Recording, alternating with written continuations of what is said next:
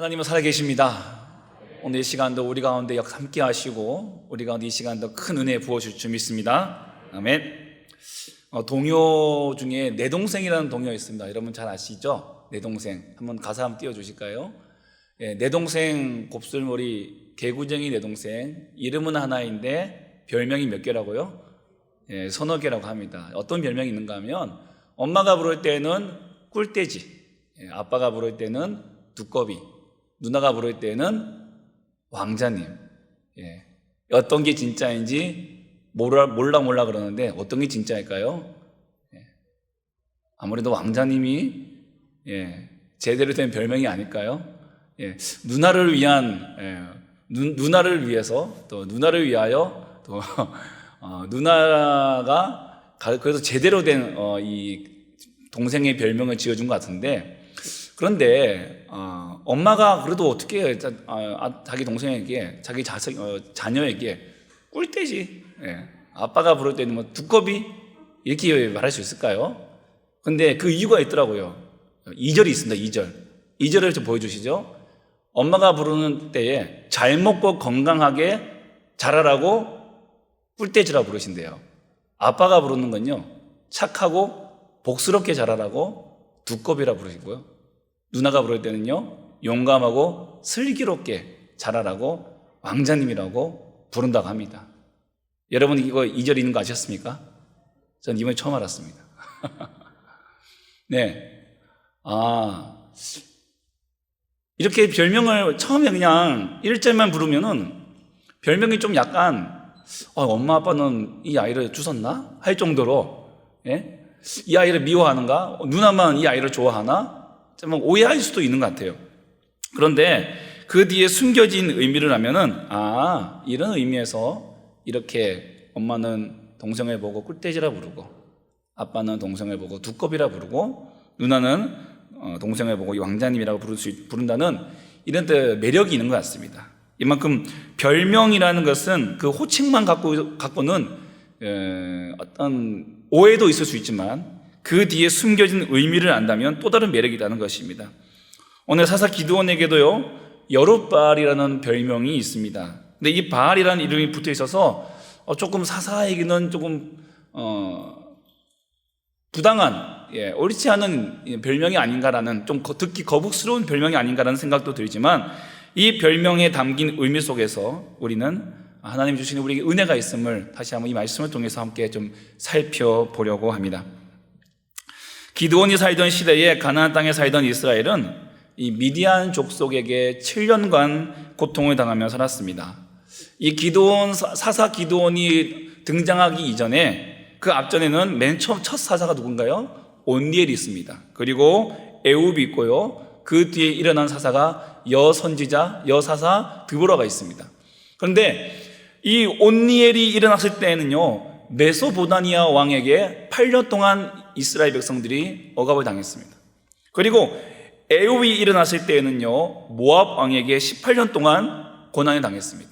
그리고 여선지자 드보라가 일어났을 그 당시에는요, 가나안 왕에게 20년 동안 고통을 받으면서 살아왔다는 것이죠.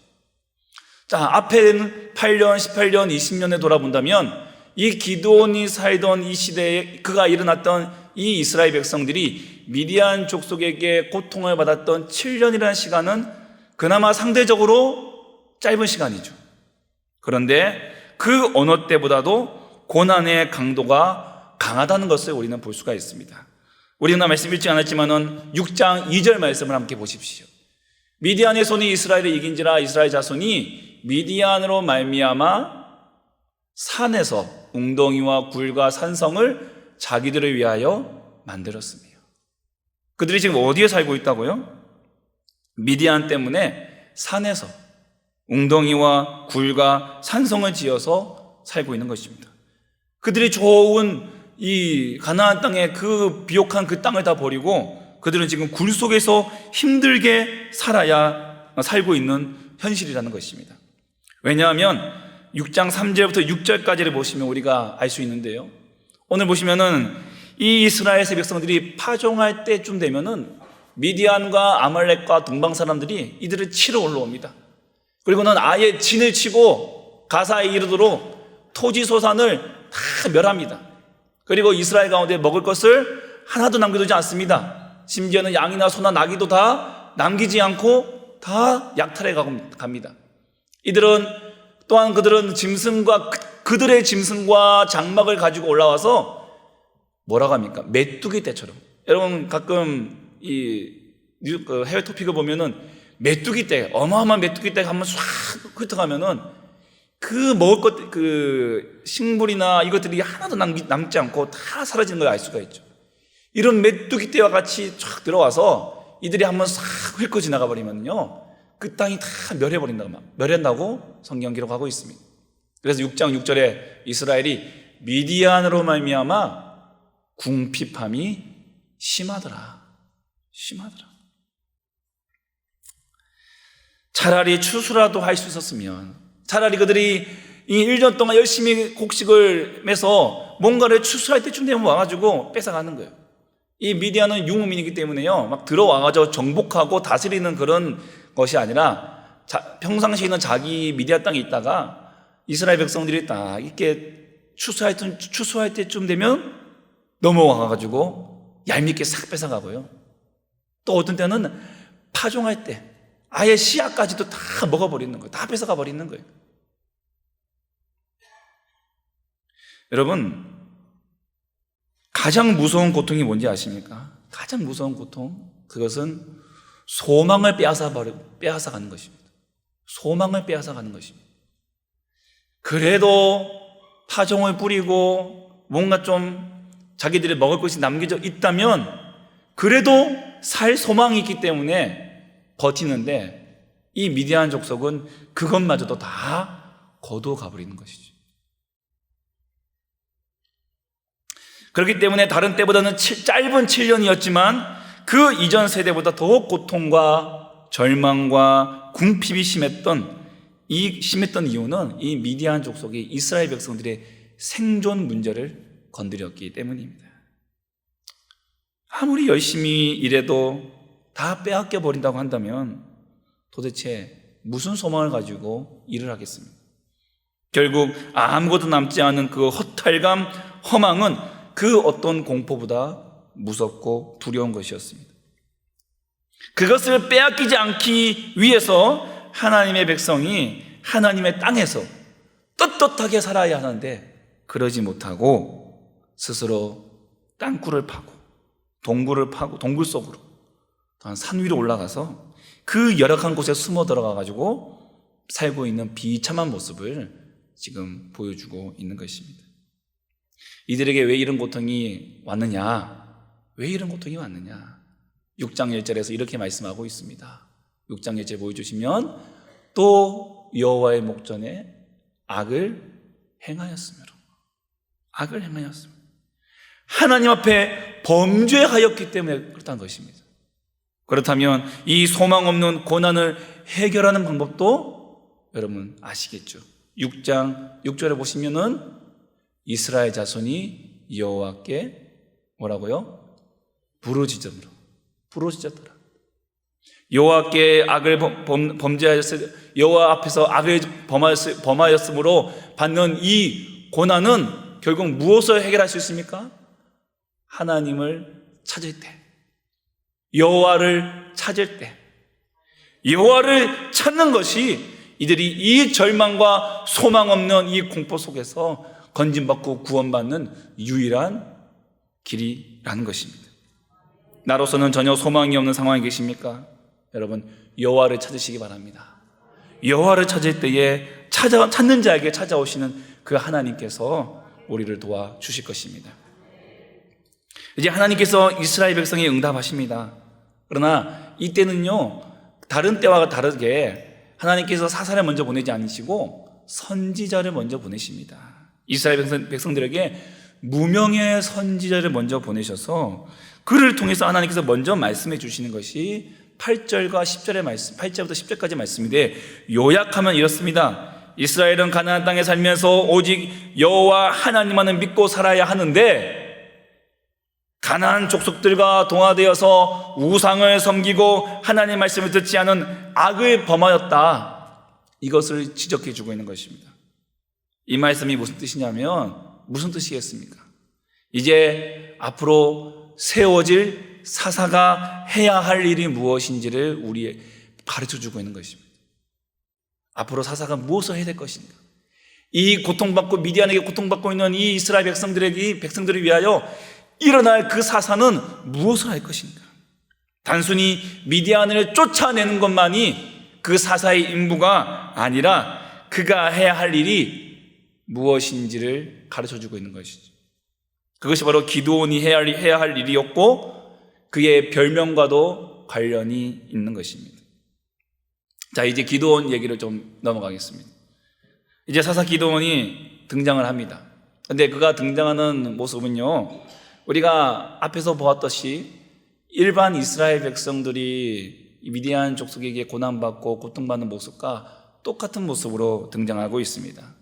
우리가 보통 기드온과 300 용사 그러면은 예전에는 안 그랬지만요, 오래전에 나왔던 영화 300이라는 영화 한번 잘 아실 겁니다. 워낙 또 많이 또 얘기가 되었고, 이것과 많이 오버랩되면서 이 기드온과 300 용사가 굉장히 뭐 근육질에 또 뭔가 무술을 잘하고 용맹하고 전술이 있고 막 이런 걸로 약간 느낌을 좀 가질 수가 있지만 전혀 그렇지 않다는 것입니다. 나중에 우리가 여러분들이 이제 이후의 장에 살펴보시면 알겠지만은 300 용사가 선취되는 과정도 그들이 무술을 잘해서 싸움을 잘해서 아닙니다. 그저 말씀에 얼마나 잘 순종하는가 보는 것이었어요.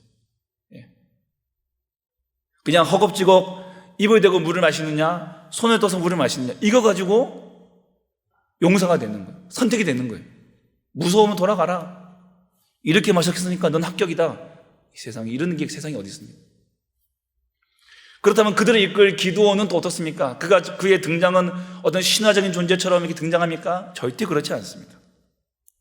6장 11절 말씀을 보시면요, 여호와의 사자가 아비에스의 사람 요아스에게 속한 오브라 이르러 상수리 아래 나무 아래에 앉으니라. 마침 요아스의 아들 기드온이 미디안 사람에게 알리지 아니하려 하여 밀을 포도주 틀에서 타작하더니.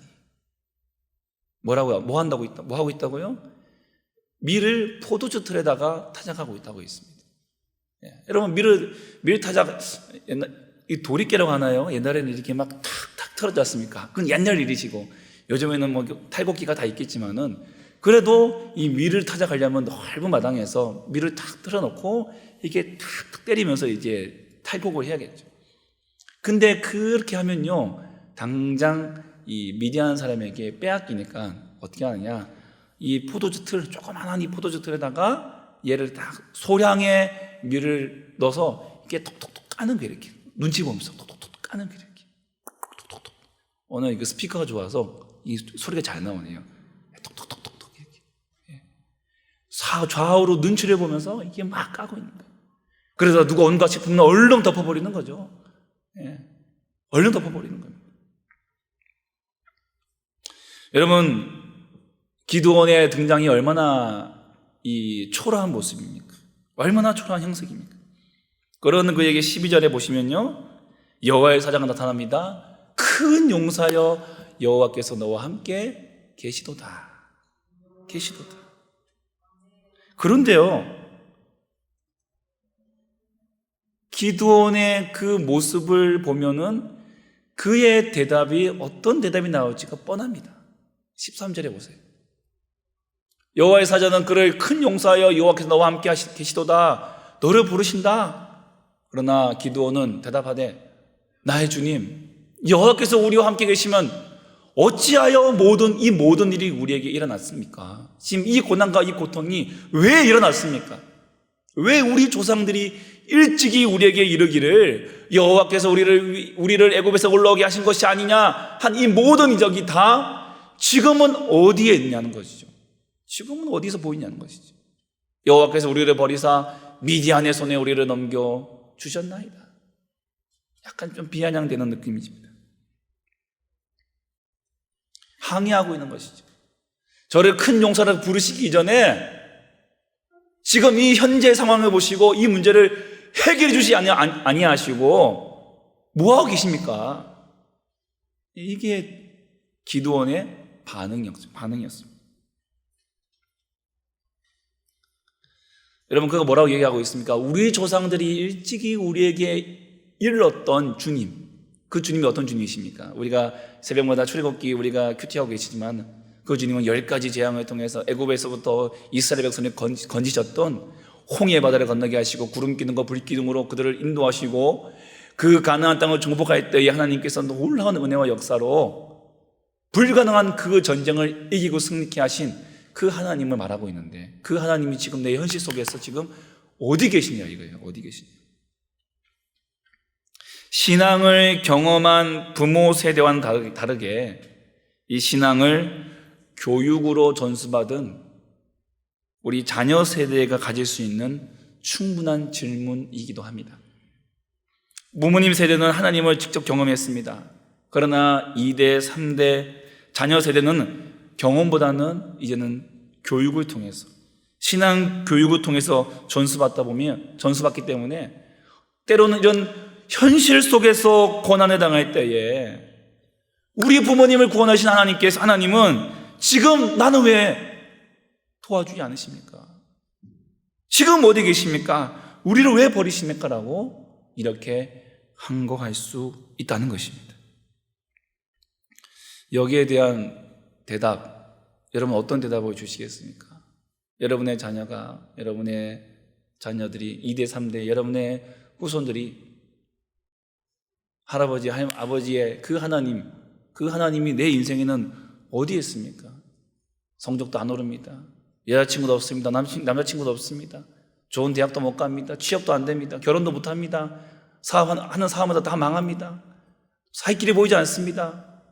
그런데 부모님과 함께 하셨던 그 하나님은 지금 나와는 무슨 상관이 있습니까? 어디 계십니까? 라고 물어보지 않을까요? 뭐라고 대답하시겠습니까?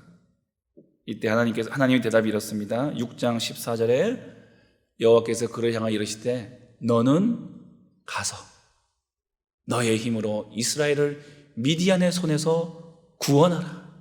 내가 너를 보낸 것이 아니냐. 16절에 여호와께서 그에게 이르시되 내가 반드시 너와 함께하리니 내가 미디안 사람 치기를 한 사람 치듯 하리라 하시니라. 아멘. 가라! 내가 너와 함께하겠다. 내가 미디안 사람을 한 사람 치듯 하게 하겠다. 여러분, 우리가 책상에서 은혜를 말하지만 우리 하나님은 현장에서 그 은혜를 보여주십니다. 현장으로 나가라는 것입니다. 현장으로 나가라. 책상에서 배우는 은혜가 아니라 삶에서 말씀대로 살려고 할 때에 하나님께서 말씀하시고 하나님께서 나타나시고 하나님께서 우리를 붙드시고 이기게 하시고 승리케 하시는 사실을 믿으시기 바랍니다. 물론 기드온에게는 아직 현장에 나갈 수 있는 믿음이 없었기 때문에 하나님께서는 그에게 표징을 보여주십니다. 재물을 가져오게 하시고 그 염소새끼에게 국을 부어서 물에 흥건하게 젖히게 합니다. 여호와의 사자가 막대기로 그 제단에 그 재물에 닿았을 때에 그것이 불에 활 타오르게 하심으로 말미암아 이 기드온에게 믿음을 주십니다. 담대함을 주십니다. 용기를 주십니다. 때로는 이것이 그에게 또 찾아오는 두려움이었지만 하나님께서는 기드온에게 샬롬을 선포하시면서 다시 한번 하나님께서 부르신 큰 용사로서의 사명을 감당하도록 그를 밀어내시는 것입니다. 하나님께서 이 시대에 이 땅을 위해 저와 여러분을 부르신 줄 믿습니다. 비록 약하고 가장 작은 자이지만 하나님이 우리와 함께 하시면 우리가 큰 용사로서 일어서게 될 줄 믿습니다. 이제 이 기드온에게 하나님께서 첫 사명을 명령하십니다. 25절, 26절 보십시오. 자, 그날 밤에 여호와께서 기드온에게 이르시되 내 아버지에게 있는 숫소 곧 7년 된 둘째 숫소를 끌고 와서 네 아버지에게 있는 바알의 제단을 헐어버려라. 그리고 그 곁에 있는 아세라상을 찍어버려라. 제단을 헐어버리고 그 옆에 세워져 있는 그 나무로 만든 아세라상을 찍어서 넘어뜨리라는 겁니다. 그리고는 이 산성 꼭대기에다가 그 헐어버린 제단, 바알의 제단 그 터에다가, 그 꼭대기에다가 하나님께서 내 하나님 여호와를 위하여 규례대로 제단을 쌓고, 네 마음대로 쌓지 말고 규례대로 제단을 쌓고, 네가 그 아버지한테서 가져온 7년 된 그 둘째 숫소, 그 숫소를 잡아다가 내가 찍어버린 그 아세라 나무, 그 신상, 그 나무를 이 화목으로 삼아가지고 하나님께 번제를 드려라. 이 명령을 하나님께서 이 기드온에게 내려주십니다. 첫 번째 명령이십니다. 자, 이 명령이 쉬운 명령일까요? 어려운 명령일까요? 결코 쉽지 않습니다. 왜 쉽지 않을까요? 왜 그렇습니까? 보시면요, 이 기드온에게 네 아버지에 있는 수소, 네 아버지 집에 있는 수소예요. 그러니까 다시 말하면 이 아버지 집에 있는 바알의 제단입니다. 다시 말하면은 그 아버지가요, 하나님도 믿지만 그 집안이 또 바알도 섬기고 아세라도 섬기고 있습니다. 바알도 섬기고 아세라도 섬긴다. 이 말이 뭡니까? 하나님도 믿지만요, 이 가나안 땅에 토착되어 있는 토착신을 믿으면서 하나님한테도 복을 받고 또 여기서도 복을 받고 종교 혼합주의에 지금 이 아버지가, 기드온의 아버지 요아스가 빠져 있는 거예요. 이것은 기드온의 아버지 요아스의 문제만이 아닙니다. 그들의 모든 부족과 그 이스라엘의 팽배해 있는 현상인 것입니다. 이왕이면 다 좋지. 이왕이면 좋지.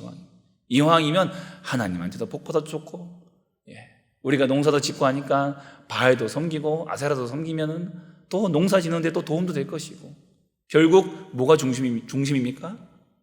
먹고 사는 게 중심인 거예요. 먹고 사는 게 중심인 것이죠.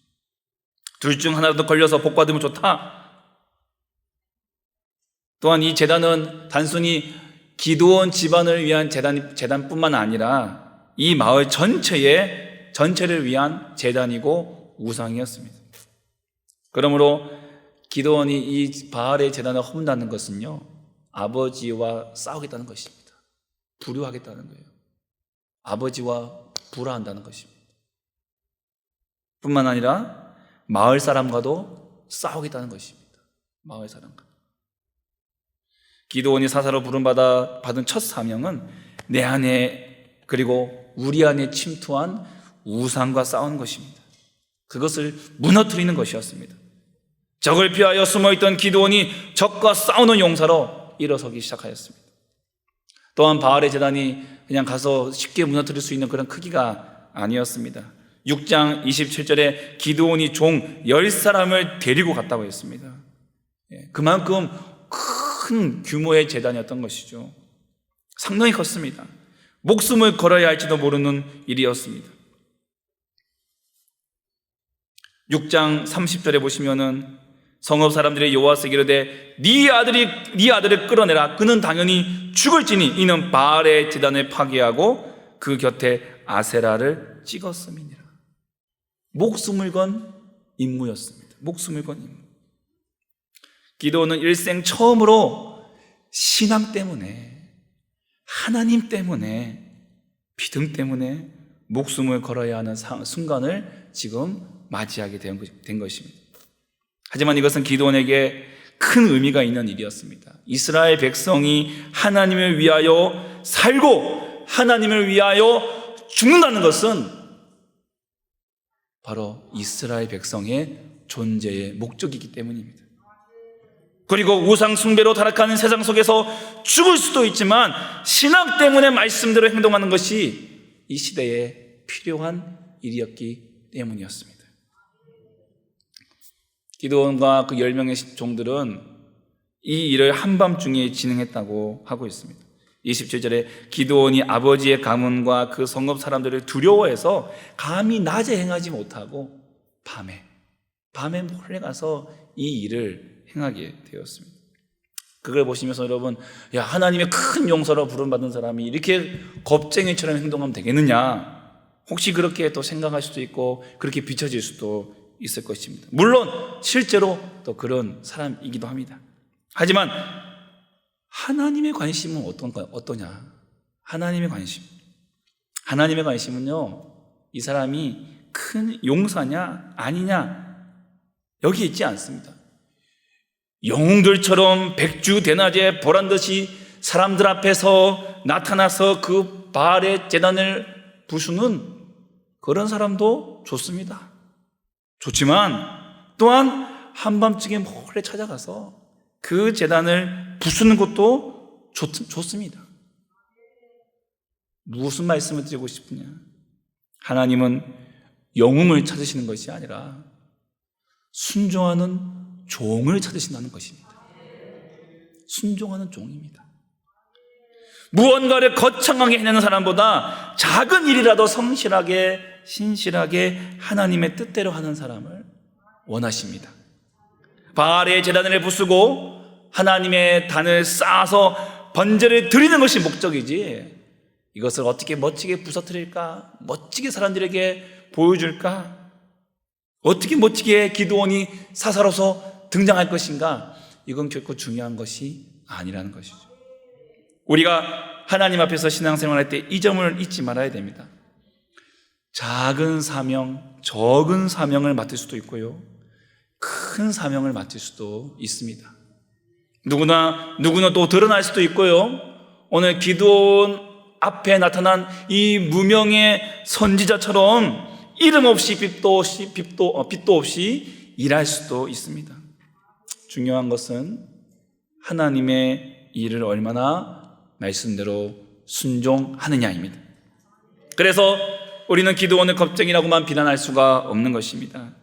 그는 우상이 가득 타락한 세상 속에서 용사로 해내지 못한 일을 그는 해내고 만 것입니다. 낮에 했든 밤에 했든 상관없습니다. 이 시대에 하나님께서 원하시는 사람은 순종이 제사보다 나은 것을 아는 사람입니다. 불평하며 집에 있는 아들보다 회개하고 돌아온 탕자를 하나님은 원하시는 것입니다.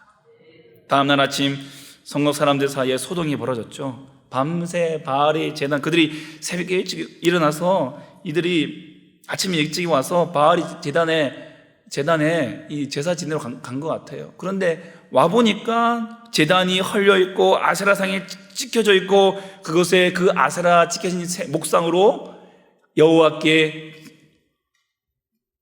번제가 드려진 그 번제물이 보여진 것입니다. 정상적인 상황임에도 불구하고 사람들은 이것이 잘못되었다라고 얘기합니다. 그들에게는 지금 보이는 그것이 정상적인 상황인데 이들은 이건 잘못되었다, 어떻게 바알의 제단이 무너질 수 있느냐, 어떻게 이곳에 여호와의 제단이 쌓아질 수 있느냐, 이건 잘못되었다, 지금 이러고 있는 거예요. 그러면서 누가 이런 짓을 했느냐, 찾아서 죽여야 된다. 얼마나 이스라엘이 지금 타락해 있는지를 보여주고 있는 모습입니다. 그들은 자신들의 현실적인 이익 때문에 하나님을 향한 신앙을 버렸습니다. 결국 수소문 끝에 바알의 제단을 관리하는 이 요아스의 아들 기드온의 소행임을 알고 요아스의 집에 가서 기드온을 끌어내오라고 요구합니다. 기드온에게는 일생일대의 위기가 찾아왔습니다. 하나님의 사명을 감당하지 못하고 이들은 마을 사람들에게 맞아 죽는 건 아닌가. 하지만 하나님의 사명을 감당하는 사람은 하나님께서 책임져 주십니다.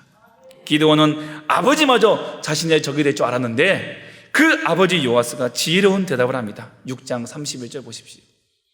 요아스가 자기를 둘러싼 모든 자에게 이르되 너희가 바알을 위하여 다투느냐? 너희가 바알을 구원하겠느냐? 그를 위하여 다투는 자는 아침까지 죽임을 당하리라. 바알이 과연 신일진데 그의 제단을 파괴하였은즉 그가 자신을 위해 다툴 것이니라 하니라. 바알이 얼마나 무력한 신인가를 이 요아스가 말하고 있는 것입니다. 지금 너희가 바알을 위해 다투고 있느냐? 바알을 너희들 구원할 수 있겠느냐? 지금 너희들이 믿는 신이 바알이라고 한다면 바알이 자기 자신을 구원할 것이다. 너희가 구원하려고 하지 않아도 그가 그 스스로가 자신을 위해서 다툴 것이다. 그러나 그 바알은 지금 아무런 말도 하지 못하고 있습니다. 제단은 무너져 있고 아세라 목상은 찍혀서 불에 다 사라져버리고 말았습니다. 그리고 그곳에는 오직 여호와의 제단만이 남아있는 것입니다. 바알이 얼마나 무능하신지를 보여주고 있는 것입니다. 바알은 숭배자들이 구원해주고 줘야만 존재하는 무존재, 무능력의 신일 뿐만 아니라 숭배자들에게 의존하시는 신임을 이 일로 만천하에 알려지게 된 것입니다. 기드온은 바알의 제단을 헐고도 무사했습니다. 여러분, 여기서 기드온의 이름의 뜻이 뭔지 아십니까? 배다, 헐다라는 뜻입니다. 기드온은 배다, 헐다예요. 그는 그의 이름의 뜻대로 바알의 제단을 헐어버렸습니다. 아세라 목상을 베어버렸습니다. 이로 인해 바알의 무력함을 온 마을에게 입증하였고, 이 기드온에게 붙여진 별명이 바로 여룹바알입니다. 32절에 그날의 기드온을 여룹바알이라 불렀으니 이는 그가 바알의 제단을 파괴하였으므로 바알이 그와 더불어 다툴 것이니라 함이 왔더라. 여룹바알, 그렇습니다. 바울과 다투다, 바울과 논쟁하다, 이런 뜻이 있는데, 다시 말하면 바울이 스스로를 지켜내야 하는데 자기를 베어내고 헐어낸 기드온과 다투어 스스로 지켜낼 수 있는지 한번 증명해보라고 얘기했을 때에 바울은 아무런 힘도 쓰지 못하는 그저 우상에 불과하다는 것을 증명해주는 그 말이 바로 여룹바알인 것입니다. 이 별명을 통해 하나님의 능력과 바알의 무능함을 기억하게 된 것입니다. 여러분, 오늘 우리에게는 그리스도인이라고 하는 이름이 있습니다. 아니, 별명이죠. 애칭기도 하고 또한 우리의 이름이기도 합니다. 그 이름은 오직 주 예수 그리스도만이 나의 참 구주와 구원자가 되시며 우리는 그분의 제자임을 나타내는 뜻을 담고 있습니다. 성읍 사람들이 기드온을 볼 때마다 여룹바알 하면서 바알이 얼마나 무능한 존재인지를 생각하게 하는 것처럼, 세상 사람들이 우리 그리스도인들을 바라볼 때마다, 교회를 바라볼 때마다 예수님만이 참 구주이심을 떠올리게 해야 한다는 것입니다. 오직 주님만이 우리의 구원자가 되시고 오직 주님만이 우리를 살리시며 우리를 인도하시는 분임을 보여주어야 한다는 것입니다. 여룹바알은요, 기드온의 위대함이 아니라 바알의 무능함을 알리는 이름이듯이, 그리스도인은 이 세상에서 부요해진 자신의 모습을 자랑하는 이가 아니라 나 같은 죄인도 용서해 주시고 구원해 주시는 하나님을 알리는 이가 되어야 합니다.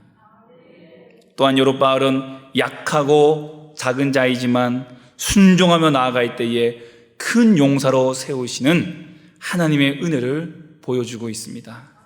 그 은혜로 말미암아 이 세상의 헛된 신을 부수고 하나님께 온전히 예배하는 민족으로 이끌어가는 사명을 감당하게 하시는 것입니다. 오늘 말씀을 묵상하고 준비하면서 기드온과 같이 숨어서 타작하던 저의 모습을 보게 되었습니다. 볼품없이 볼품없고 책상에서 배운 신앙으로 상황과 환경을 바라보면서 하나님은 어디 계십니까? 이렇게 원망하던 어리석은 저의 모습이 오버랩되는 것을 보게 되었습니다. 그러나 그런 저도 들어 사용하시기를 원하시고 찾아오시는 주님 앞에 저를 내어놓기를 결단하였습니다. 나의 안전과 유익을 묻는 비겁함이 아니라, 나의 안전과 나의 유익을 묻는 비겁함이 아니라 하나님의 뜻을 묻고 지켜 행동하는 신앙인으로서, 그리스도인으로서, 또한 목사로서 살기로 결단하였습니다. 저와 여러분이 이 은혜와 이 결단 속에서 이 시대의 여룹바알이 되어 하나님만을 바로 섬기고 주신 사명 감당하며 승리하는 저와 여러분 되시기를 주님의 이름으로 축복합니다.